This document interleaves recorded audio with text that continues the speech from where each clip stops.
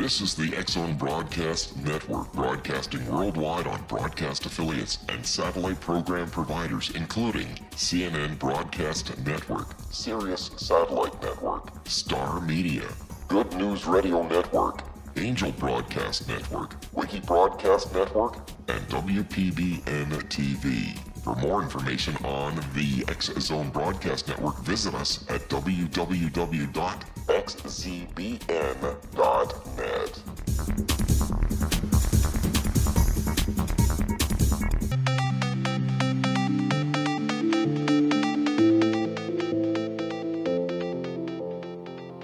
Welcome everyone to Too Good to Be True, and of course thank you to all the listeners. Are you ready for an unexpected show about Earth spirits? Before we start getting into details, let's just briefly talk about psychic insight and how we apply it. We choose a subject, then research it, and based on that research, we determine what we think needs to be explained by creating a series of questions. Then Justina provides psychic insight to answer those questions. At the end of the process, we have psychic insight into a subject. At that point, it is a question of individual belief. Now let's go through the disclaimers. Here are the disclaimers. Neither of us claim to have any expertise in any subjects that we discuss. We relate information we find through research and the psychic insight. We are always delighted to hear from the listeners. The show only lasts an hour. We don't have the time to present exhaustive research on any topic. This means that there will be information that we do miss. We want to provide a basis for the psychic insight. We don't care if a theory turns out too good to be true, as the show name suggests. We are only interested in finding out more of the truth about topics. Spirit can only relate insight that is appropriate for our time in history. Free will cannot be affected. Only comments that are appropriate for our time can be given through the psychic insight. Much of the subject matter in shows will have already been covered again and again in other shows. We want to look into subjects in a new, different way and be thought-provoking. We are not so good with pronouncing names, and we apologize. And an additional disclaimer. Neither of us have any knowledge or expertise in the field of earth spirits. For experts in the field, we apologize in advance if anything is stated in error. Thank you, Justina. You suggested the subject of fairies, leprechauns, and mermaids. I broadened the subject to earth spirits as I had read that there were more than 3 types. Also, fairies and leprechauns seem to be strongly associated with the British Isles. I would think that if earth spirits exist, they would have to exist everywhere. Yes, I thought it was time for a lighter subject. We can broaden the subject to earth spirits, assuming that there aren't any negative creatures to worry about. Yeah, we could talk about earth spirits for almost an hour and then find out no such thing exists. Especially as I've never really believed in fairies or leprechauns or other supposed smaller creatures. Did you know that in Britain, putting figures of gnomes, which are little male characters, usually with red hats, in gardens is quite popular?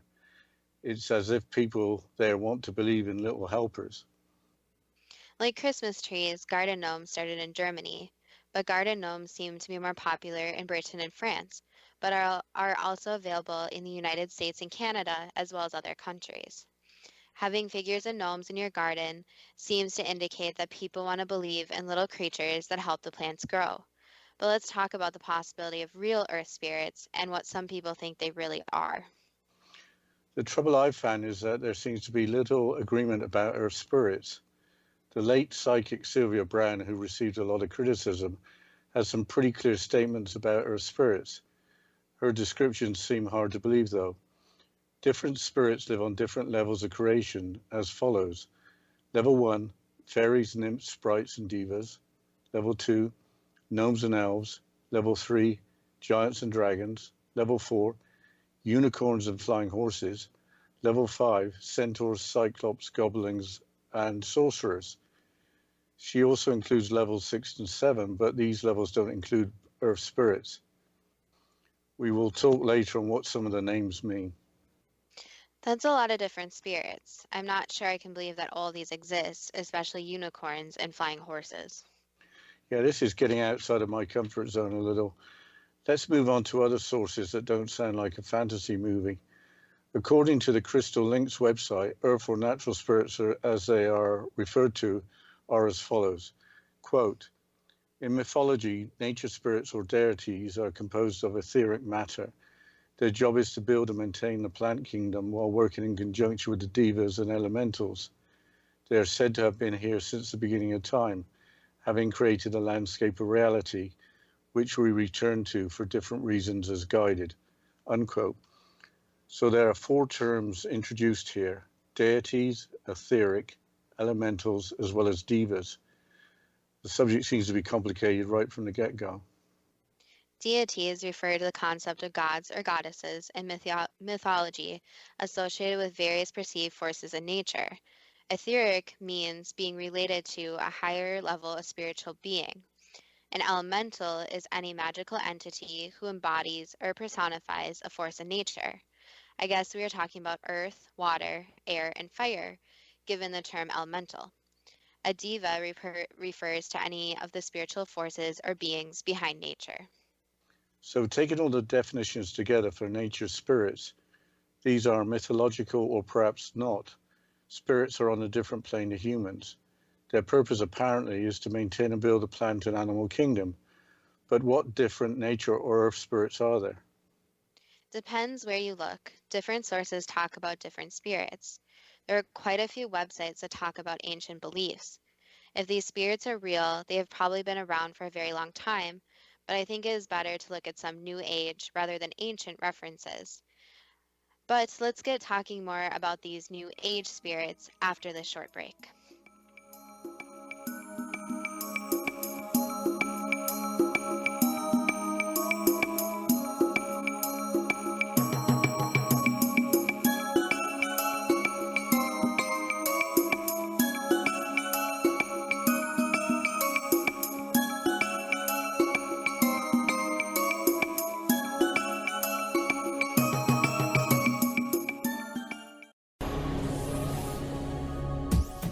This is the X-Zone Broadcast Network, broadcasting worldwide on broadcast affiliates and satellite program providers, including CNN Broadcast Network, Sirius Satellite Network, Star Media, Good News Radio Network, Angel Broadcast Network, Wiki Broadcast Network, and WPBN TV. For more information on the X-Zone Broadcast Network, visit us at www.xzbn.net.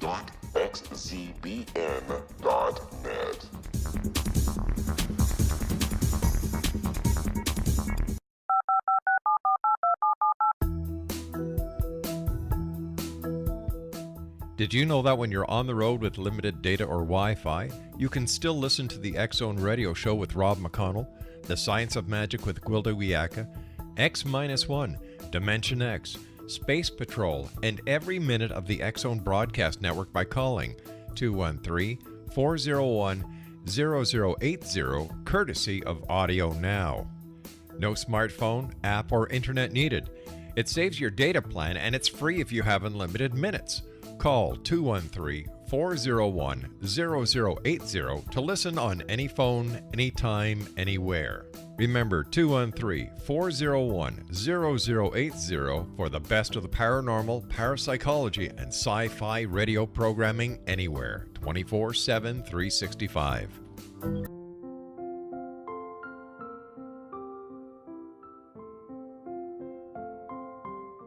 I am Dr. Carl O'Helvey, founder, president of a new cancer foundation focusing on evidence-based physical, mental, and spiritual interventions, including natural cancer cures, prayer, meditation, affirmations, nutrition, and other related holistic cancer prevention and cure modalities.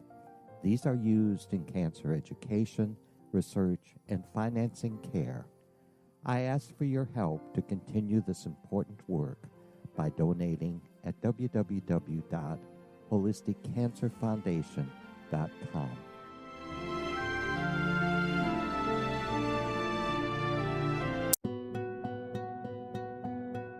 Is it science or is it magic?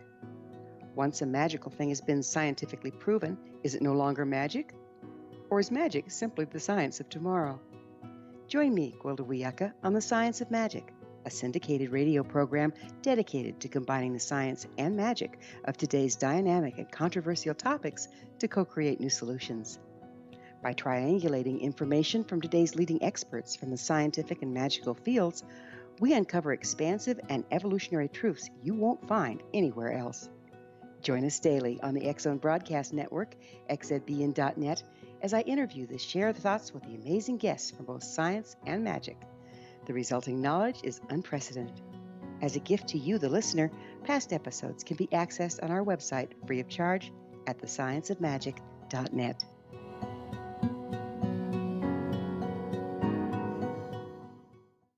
Little children aren't the only ones afraid of the dark. Millions of soldiers return from war zones with PTSD, anger, frustration, fear, and loneliness, much of which surfaces during the darkness of the night. You have the chance to change the lives of these American heroes. Songs and Stories for Soldiers.us provides free MP3 players for these men and women. With a list of 3 million songs in 16 different styles, 100,000 audiobooks, and 30,000 old-time radio programs, every veteran can find something to soothe and comfort them at no cost. All our players contain an 8-hour audio program designed to help veterans fall asleep. With 1,500 plus vets now participating, it's our goal to deliver 10,000 audio players this year. Go to our website at songsandstoriesforsoldiers.us. Help us help a veteran make it through the night.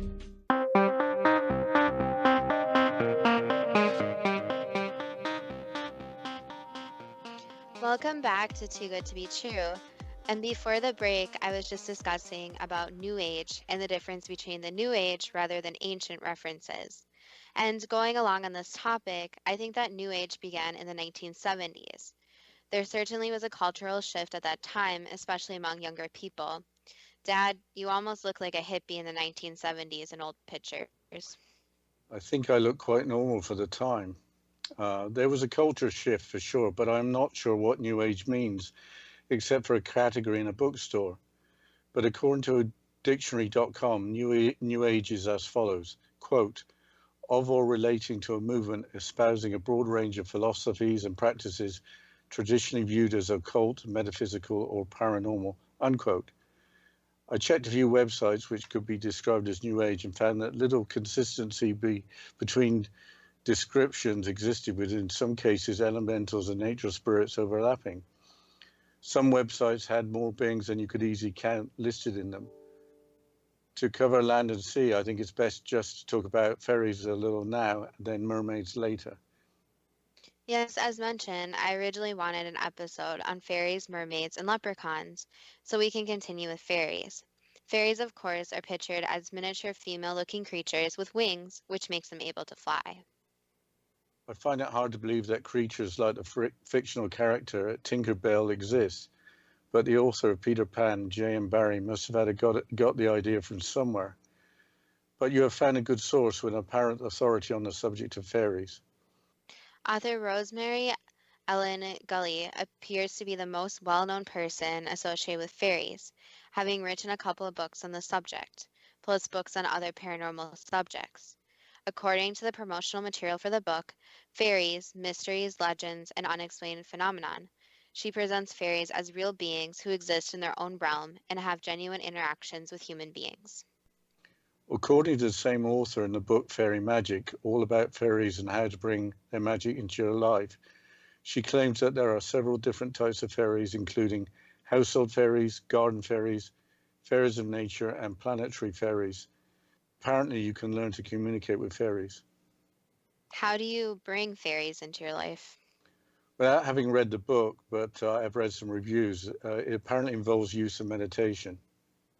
If creatures like fairies are helping the planet, it'd be worth contacting them, but to help when they have to exist on the Earth. But I found the website Wheels of Light, and it explains that fairies live in a parallel universe to ours, close to Mother Earth. I will quote from the article. Our ancestors knew that everything was made up of energy and that the earth was part of us. Look for fairies in the wild or create dwellings for them around your yard. Watch for signs that they are inhabiting spaces like clover, mushrooms, dragonflies, butterflies, and animals, especially dolphins and frogs. They bring good energy to the earth. They only need you to believe in them. Our believing will help make their huge job of healing Mother Earth easier. They will teach you to pay attention to our planet and bring more playful things into your life. Invite them to heal your blocks to abundance, physical healing, emotional healing, and fertility. They like it when we take care of the animals and plants, as they are the guardians of these. A parallel universe close to Mother Earth is possibly consistent with the writings of Sylvia Browne. However, I looked at Mother Earth, and the most common definition was the Earth considered as a living being and the provider of all that is on Earth. So fairies have the job of helping nature and healing the planet. If fairies do exist, we have never needed them more than we do now. Why don't we talk about apparent fairy sightings? I know the famous cottonleaf fairies have been debunked, but I think it's worth discussing them a little. I will quote from Wikipedia. The cottonleaf fairies appear in a series of 5 photographs taken by Elsie Wright and Frances Griffiths, 2 young cousins who lived in Cottonley near Bradford in England. In 1917, when the first 2 photographs were taken, Elsie was 16 years old and Frances was 9. The pictures came to the attention of writer Sir Arthur Conan Doyle, who used them to illustrate an article on fairies he had been commissioned to write for the Christmas 1920 edition of the Strand magazine. Doyle, as a spiritualist, was enthusiastic about the photographs and interpreted them as clear and visible evidence of psychic phenomenon. Public reaction was mixed. Some accepted the images as genuine, but others believed that they had been faked. Yes, Sir Arthur Conan Doyle's name pops up all the time. This must be at least the 3rd episode we have mentioned his name. I will continue the quote from Wikipedia. Quote, interest in the Cottingley fairies gradually declined after 1921. Both girls married and lived abroad for a time after they grew up, yet the photographs continued to hold the public imagination. In 1966, a reporter from the Daily Express newspaper traced Elsie, who had by then returned to the UK. Elsie left open the possibility that she believed she had photographed her thoughts, and the media once again became interested in the story. In the early 1980s, Elsie and Frances admitted that the photographs were faked, using cardboard cutouts the fairies copied from a popular children's book at the time. But Frances maintained that the 5th and final photograph was genuine, unquote. I would say that the first 4 pictures do look like cardboard cutouts. The figures in the 5th photograph seem to be transmitting light, which isn't to say they're not fake, but the photograph seems to be more sophisticated. It seems that England has all the sightings of fairies. In the London Daily Mail article dated March 4, 2015, pictures of alleged fairies taken by John Hyatt over a 2-year period in the Rosendale Valley in the county of Lancashire. John Hyatt is the director of Manchester Institute for Research and Innovation in Art and Design at Manchester Metropolitan University. The website Metabunk debunks the image, stating that they are merely midgeflies, with a side-by-side comparison between the picture of the alleged fairies and the picture of the midgeflies, with the pictures certainly looking similar. I think that any pictures of fairies should be hoax, as it was stated earlier that fairies were etheric beings, meaning on a different spiritual plane. So why should anyone see them? Maybe people sense a spiritual presence and fit the image of a little person to that perception. I wondered about that too, but wanted to see if there were any claimed sightings in the county of Dorset, where I'm from originally. I'd seen what are described as fairy rings growing up. I found the website Fairy List, which is the website of the Fairy Investigation Society.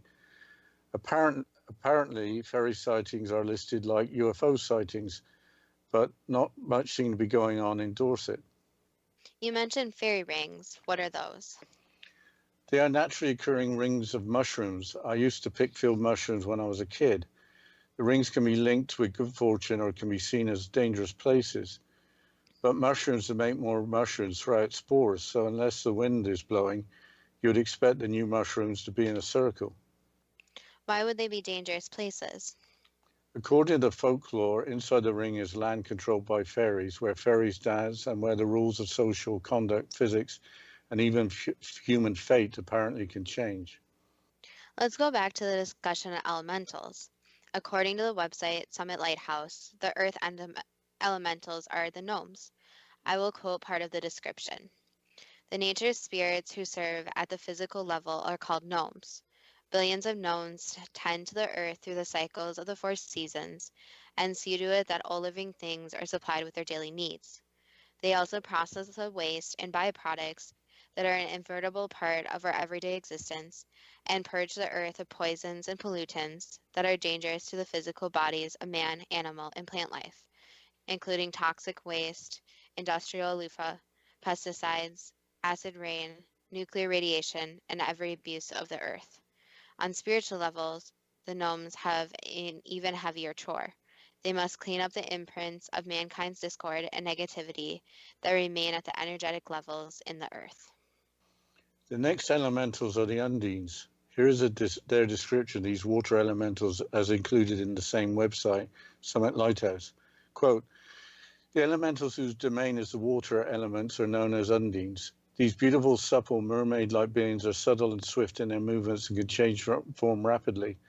The undines control the tides and have much to do with the climate, as well as oxygenation and precipitation. The undines also cleanse waters that have been poisoned by sewage, industrial waste, chemicals, pesticides, and other substances. They work ceaselessly to heal the polluted seas as they recharge the electromagnetic field of the waters with currents of the spirit. Their bodies are conductors of the cosmic currents resounding through the chambers of submarine life. The undines cleanse not only the physical waters, but also that aspect of the mankind's life that relates to the water element, our emotional and subconscious world. They carry on their backs the weight of mankind's emotional pollution, feelings that are not of peace, such as anger, emotional abuse, unloving speech, selfishness, anxiety, and indulgence, unquote. So mermaids are apparently included in this source as the water elemental. I will quote the description as sylphs, spelled S-Y-L-P-H-S, the air elementals, again from the same website, Summit Lighthouse. The sylphs tend to the air element, directing the flow of air currents and atmospheric conditions. They purify the atmosphere and aerate every cell of life with the sacred breath of the spirit. They are bearers of the life-sustaining prana that nourishes all living things. On subtle levels, the sylphs transmit the currents of the spirit from heaven to earth. The sylphs often have thin, ethereal bodies that transform gracefully into myriad shapes as they soar through the air. Sylphs are able to travel at great distances very quickly, and giant sylphs can actually span the skies and then penetrate the earth, the water, and the fire elements. Like giant transformers, sylphs conduct the currents of the mind of God onto the mind of man. They also work to purify the air of pollutants, everything from car exhaust to toxic fumes emitted from factories and other industrial processes, before they can pollute the water and the earth. The air element corresponds to the mental level of existence, and thus the sylphs also have the job of purifying the mental plane. The mental plane can become polluted by negative thoughts that feed hatred, anger, racial prejudice, religious bigotry, resentment, pride, ambition, greed, jealousy, and other poisons of the spirit. The next elementals are the salamanders. Here is their description of these fire elementals from the same source. Again, the website Summit Lighthouse. I probably won't get through all the quote before the break, but please interrupt me, Justina, when we're getting close. The fourth group of elementals work with the fire element and are called salamanders. Their job is crucial for they serve at the atomic level of all organic and inorganic life, infusing the molecules of matter with the spiritual fires of creation. The salamanders imbue the entire creation with the energies of the spirit necessary to sustain life on Earth, capable of wielding both the most intense fires of the physical atom and the purifying spiritual fires of the spirit. They control the spiritual material oscillation of light within the nucleus of every atom. Whether in electricity, firelight, or the flame of a candle, the salamanders are agents for the transfer of the fires of the subtle world for mankind's daily use. Without the spark of life sustained by the salamanders, life and matter begin to decay, corrode, and disintegrate. I think we'll have to continue the quote after this short break then, Dad. Okay.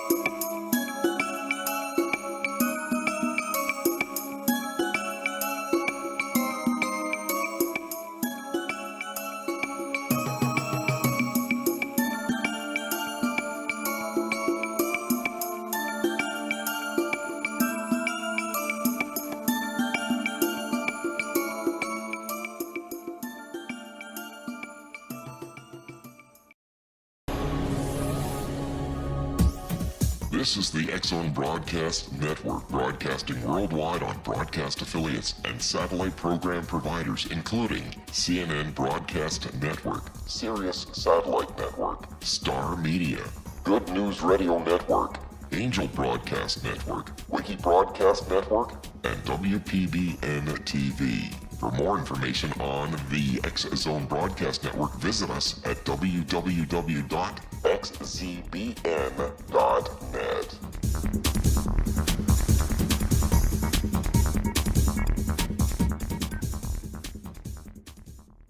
How would you like to be able to read other people's minds? Well, the next best thing is here. When you know how to read a person's name, you know how the person thinks, feels, and behaves.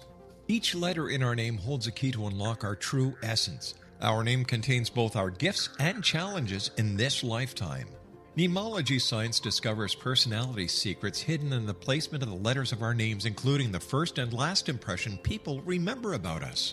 Sharon shows us how to interpret the arrangement of letters as outlined in her book, Know the Name, Know the Person. Sharon Lynn Wyeth created mnemology science after 18 years of research and testing her theories, and has supported thousands of people around the world in understanding themselves and others better. You'll enjoy Sharon's unique teachings as she shares her system to learn the gifts behind your given birth name. Even if you don't like your birth name, there are jewels in this book. If you're thinking of changing your name, ready to name your child, or wanting to get along better with others, this is the book for you. If you'd like to improve your relationships and change your life for the better, get the book today, Know the Name, Know the Person, or visit www.knowthename.com. That's www.knowthename.com.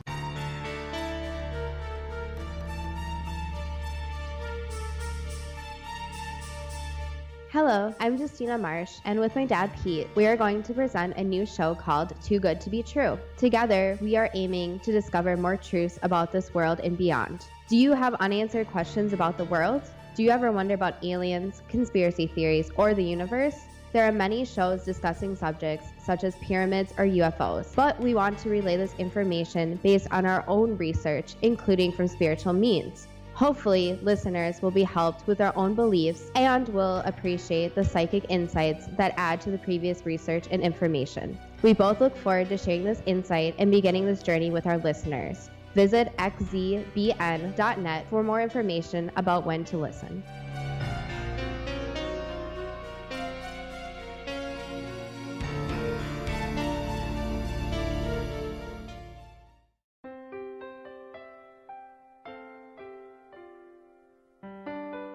Ancient prophecies, legends, and current events indicate we're entering a high-frequency era supporting enlightenment. During expansive times, old rules fail, necessitating access to the ever-shifting currents of life for guidance. There's an ancient form of shamanism through which we can obtain the information we need. I'm Gwilda Wiyaka, founder and director of Path Home Shamanic Art School, with a great new provision for those interested in spiritual evolution and personal empowerment. Galactic Shamanism, Art of the Ancients, Key to Tomorrow, is an upcoming series of leading-edge online affordable classes designed to guide and support you and your family during these times of transition. Embrace the magic, empower your life. Study Galactic Shamanism at findyourpathhome.com.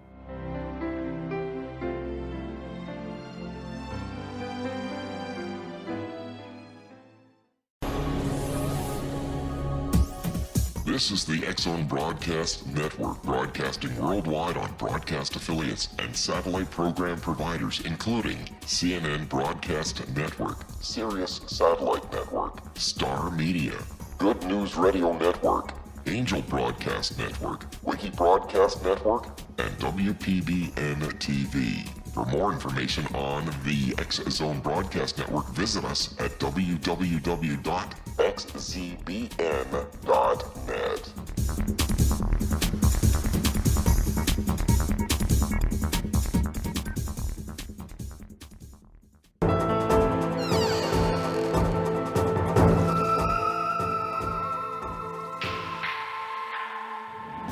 Welcome back to Too Good to Be True. And before the break, Dad, you were talking about the salamanders, and this is from the website Summit Lighthouse. So, Dad, can you please continue with the quote? Yes, the burdens upon the salamanders range from the weight of mankind's hatred to irresponsible uses of nuclear energy.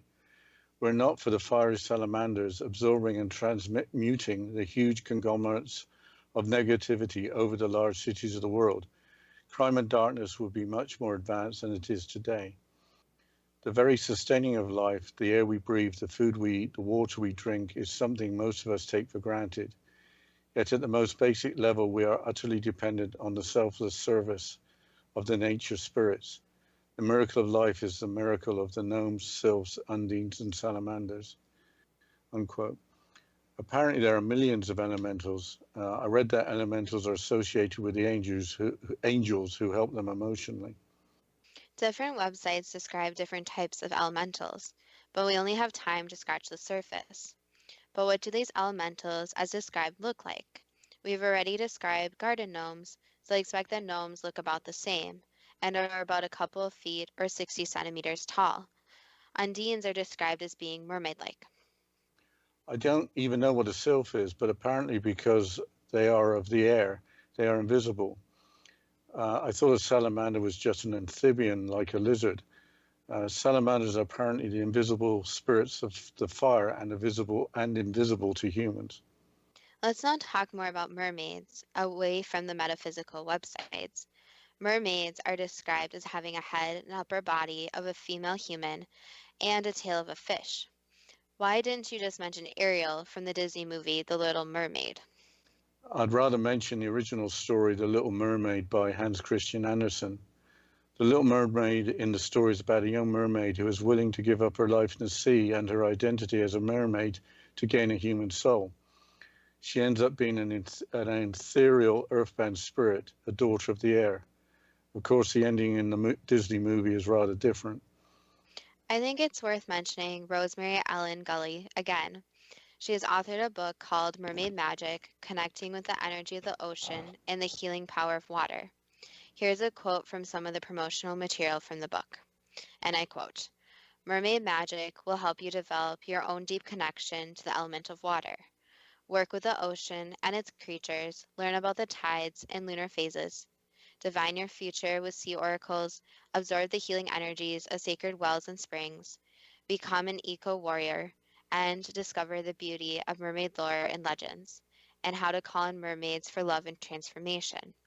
Whether you believe mermaids are living beings or a beautiful myth, they have long reflected our greatest hopes and embodied our deepest fears.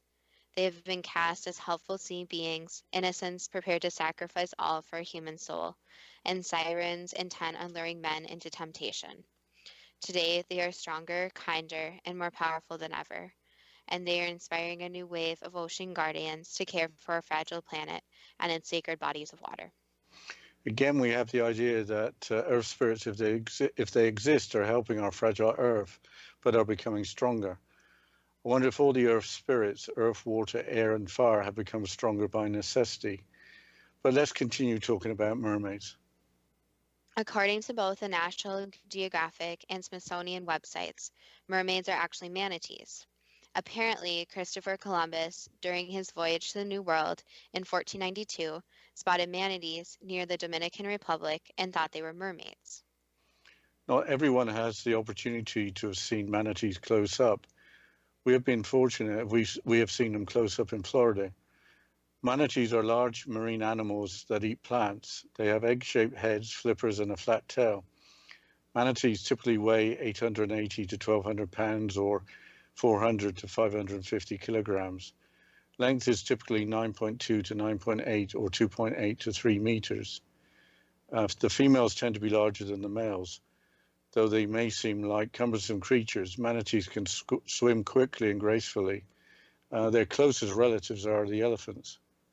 Manatees stay in rivers, seas, and oceans along the coast of several countries, including the United States and the Southeast. There are also South American and African manatees. Manatees are at the risk of extinction. They are very vulnerable animals, and they are often hit by ships' propellers and maimed and killed. Florida has only about 6,600 manatees left. Yeah, these creatures really aren't a threat to anyone. Why don't people care more about them? Mankind is their biggest threat to survival. There are also stories about mermen as well as mermaids, but mermaids in some mythologies are feared as they apparently would lure sailors to their death. There is an account of a fairly recent alleged mermaid sighting from the website Live Science. It doesn't appear that this mermaid was interested in homicide, though. And I quote, "Modern mermaid reports are very rare, but they do occur. For example, news reports in 2009 claimed that a mermaid had been seen sighted off the coast of Israel in the town of Kiryat Yam. It, or she, performed a few tricks for onlookers just before sunset, then disappearing for the night. One of the first people to see the mermaid, Shlomo Cohen, said, end quote, "I was with friends when suddenly we saw a woman laying on the sand in a weird way. At first, I thought she was just another sunbather, but when we approached, she jumped into the water and disappeared. We were all in shock because we saw that she had a tail." The town's tourism board was delighted with their newfound fame and offered a $1 million reward for the first person to photograph the creature. Unfortunately, the reports vanished almost as quickly as they had surfaced, and no one ever claimed the reward. I think we should move on to leprechauns. Were leprechauns just dreamt up by the Irish Tourist Board to get more visitors, or does their history go back a long way? You don't seem to be taking leprechauns very seriously. Maybe you haven't found your pot of gold at the end of the rainbow. Yeah, it's tough getting to the end of a rainbow, and I always thought it was a crock of gold, which I haven't found yet. Here is a quote from Wikipedia describing leprechauns. Quote, "A leprechaun is a type of fairy in Irish folklore. They are usually depicted as little bearded men wearing a coat and hat who partake in mischief. They are solitary creatures who spend their time making and mending shoes and have a hidden pot of gold at the end of the rainbow. If captured by a human, they often grant 3 wishes in exchange for their freedom," unquote. I can find plenty of references about the folklore of leprechauns, including that leprechauns are tricksters and not to be trusted. But from the metaphysical angle, a leprechaun is a type of fairy living in Ireland with a lot of personality. We could go on for a lot longer on the subject, but I think it's time for the psychic insight. Okay, I will ask the first question. Why do the people of Britain and other countries put figures of gnomes in their gardens? So it's basically more as a protection factor. So it's having something looking over the garden when they are not there. Are there 7 levels of creation below mankind's level, as described by Sylvia Browne? Yes and no. So some of her information was correct, but some of it was more expounded on. Do earth spirits include fairies, nymphs, sprites, and devas, as well as other creatures, including giants and dragons, that Sylvia Browne describes? Do these actually exist? So there are the smaller spirits, and what we can say is yes, there was once giants and once creatures that did look like dragons. But with these spirits, not all of them still live on this planet. Are there nature or earth spirits or deities composed of etheric matter? Yes. What is a deity? So you can basically describe it as more of a protector and watcher. What is an elemental? So an elemental is more of a, you can think of it more of an everyday, so just doing normal tasks. What is a diva?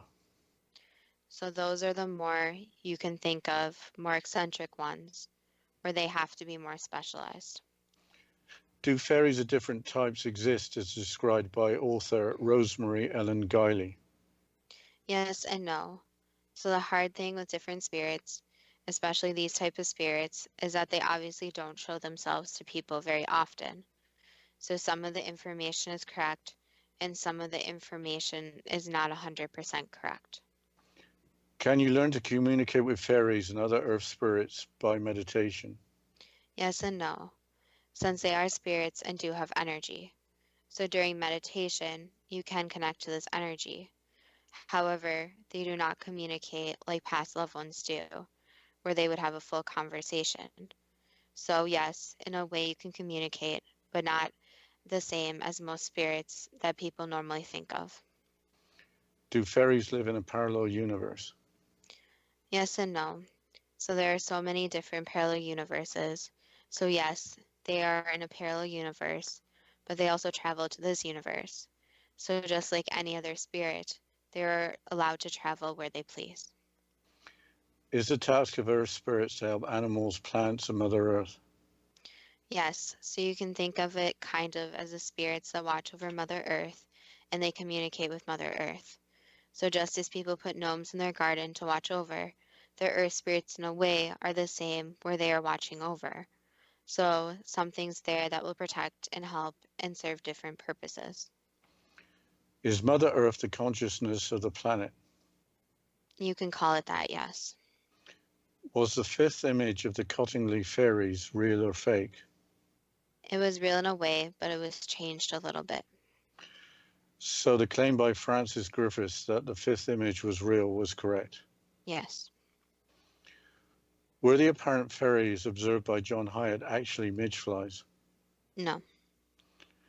Do fairy rings have magical properties that can be dangerous? Yes and no. So as of all spirits, there are good and bad ones. So there are bad spirits, but we would not call them earth spirits then. We would call them just negative fairies. Are there such creatures as elementals, including earth, water, fire, air, with their own jobs to do? Yes and no. There are the 4 different elements, and there's the different spirits that carry on those duties. But we would not call them that. They are different than what you would usually call a fairy that just watches over. So it's complicated since there's beings that just do those jobs, and they may or may not be fairies. Do earth elementals include gnomes? So when people think of gnomes, they think of basically the image of garden gnomes. But the thing is that gnomes would just be spirits. So it's confusing since humans had to put a human concept and a human face to gnomes.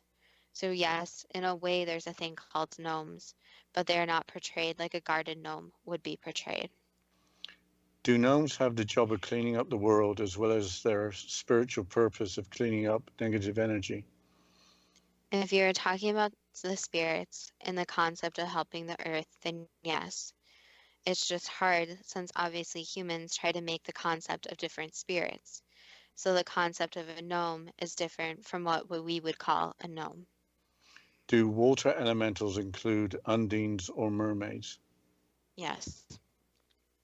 Do water elementals help clean up pollution as well as their spiritual purpose of carrying the weight of man's emotional pollution? Yes and no. So a lot of the different spirits that help clean up the water no longer are existing. So you can think of some of them, especially something like mermaids, where there used to be a lot more of them. So it gets tricky now, because if you're talking about ancient Earth versus Earth now. I think after, sorry, Dad. After this short break, we'll continue with the psychic insight and the different questions.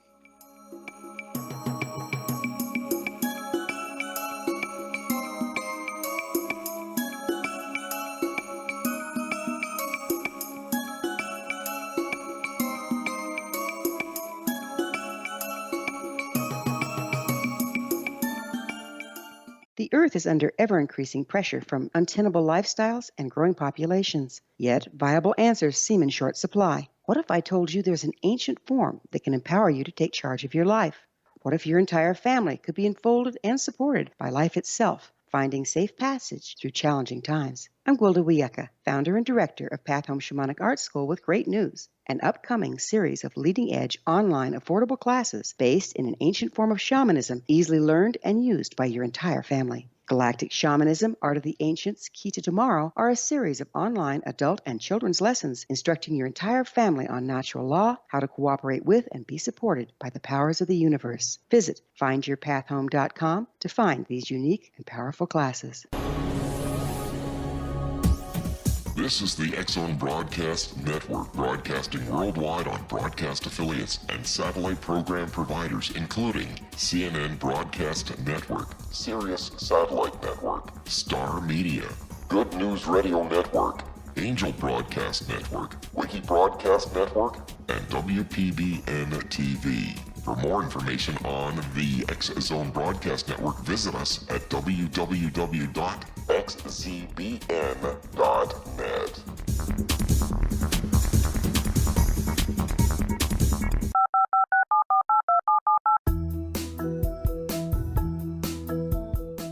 Did you know that when you're on the road with limited data or Wi-Fi, you can still listen to the X-Zone Radio Show with Rob McConnell, The Science of Magic with Gwilda Wiyaka, X-1, Dimension X, Space Patrol, and every minute of the X-Zone Broadcast Network by calling 213-401-0080, courtesy of Audio Now. No smartphone, app, or internet needed. It saves your data plan and it's free if you have unlimited minutes. Call 213-401-0080 to listen on any phone, anytime, anywhere. Remember 213-401-0080 for the best of the paranormal, parapsychology, and sci-fi radio programming anywhere, 24/7, 365.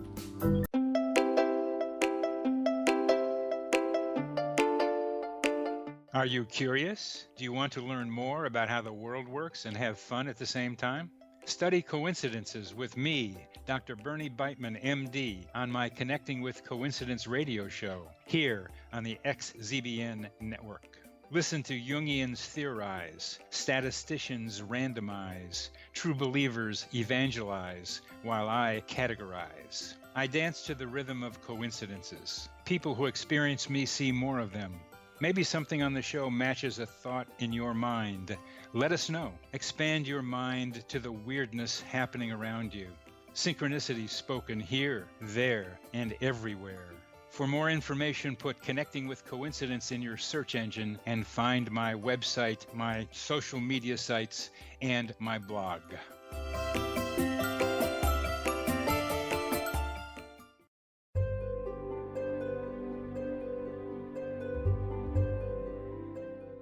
What is truth? Historically, we viewed things as either being true or false. Now, as we enter a more expansive era, we find the question is not, is it true, but rather, how true is it? I'm Gwilda Wiyaka, host of the Science of Magic Radio, a syndicated, internationally broadcast radio program dedicated to uncovering this ever-expanding truth. Join me daily on the X-Zone Broadcast Network, xzbn.net, as I interview today's leading experts from the fields of science and magic to uncover the hidden truth between the lines drawn in the sand. What we unearth in our discussions is not only amazing, but totally unprecedented. You won't want to miss a single episode. In service to our listeners, past episodes can always be found on our website with our compliments at thescienceofmagic.net.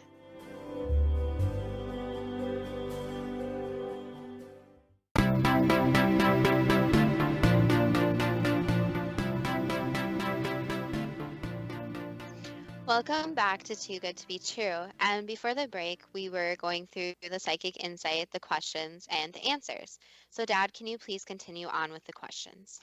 Yes, we were talking about the elementals and we came to mermaids. And the next question is, so on Earth now we don't have mermaids. So, there may be a couple that might come from different places, but overall, no, there's no mermaids. Usually, when people see mermaids, it's a sighting of something else in the water, such as a manatee or a dolphin. Do air elementals include sylphs? Yes. Do sylphs clean up the air as well as their spiritual purpose of purifying the mental plane?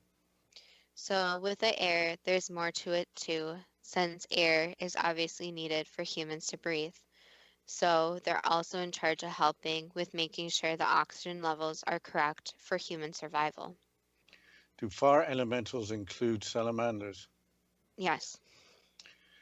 Do salamanders help maintain life on Earth as well as their spiritual purpose of supporting life on Earth?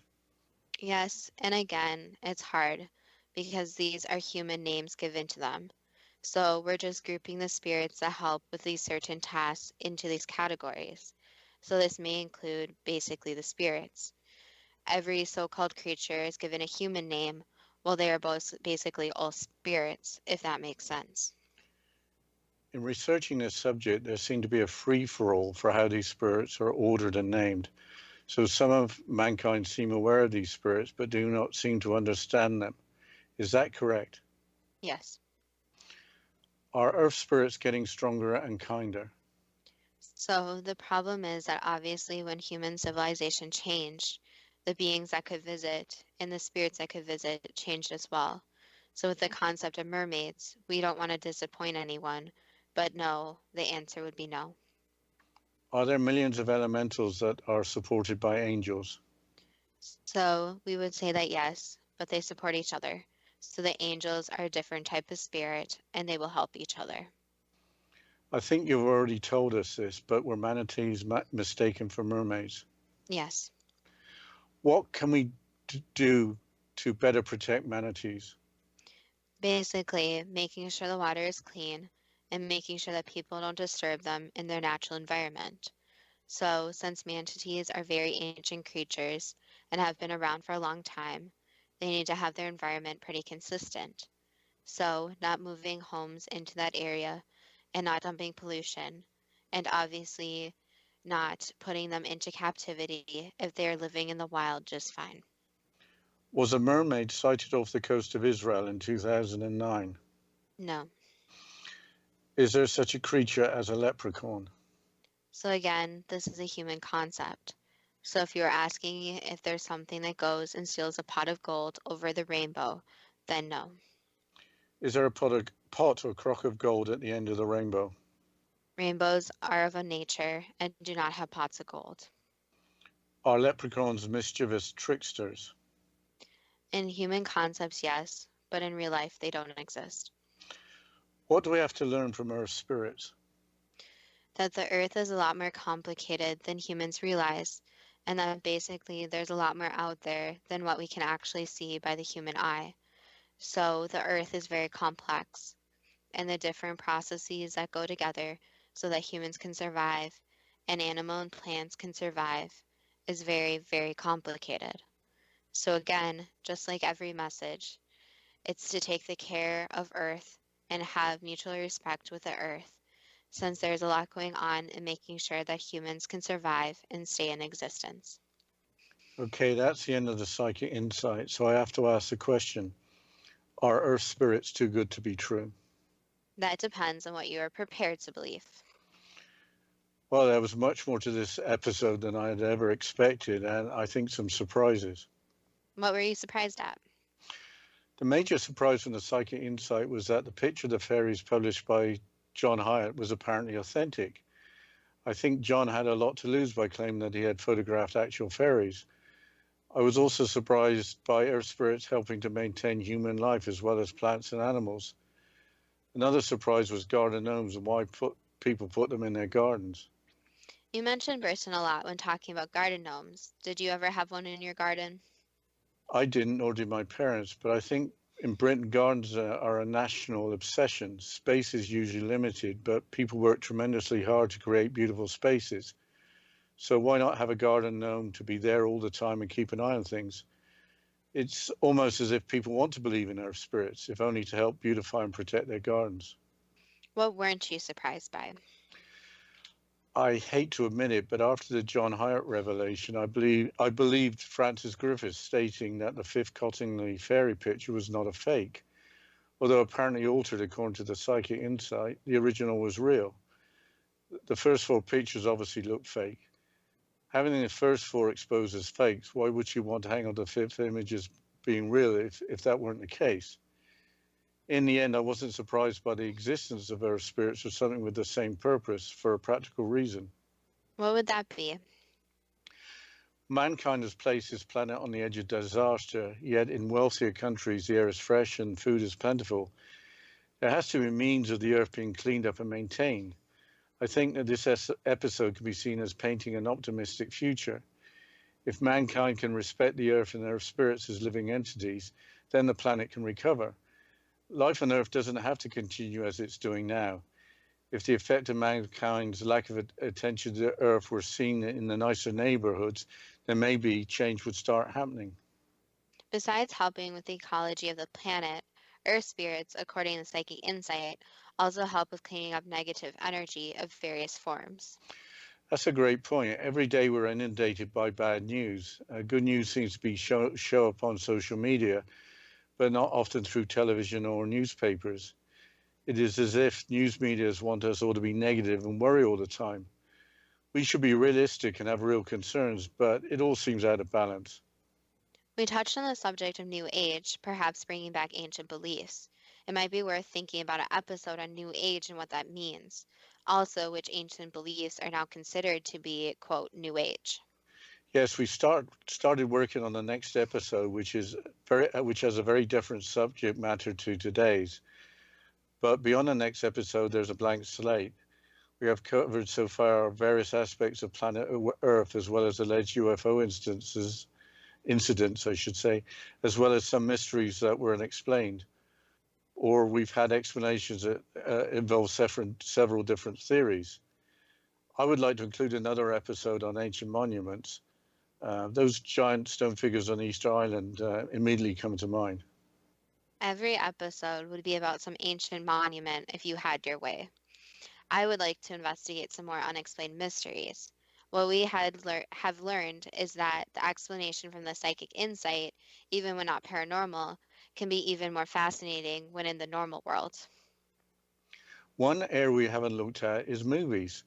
Are some of the screenplays which seem to be pure fiction actually based on fact?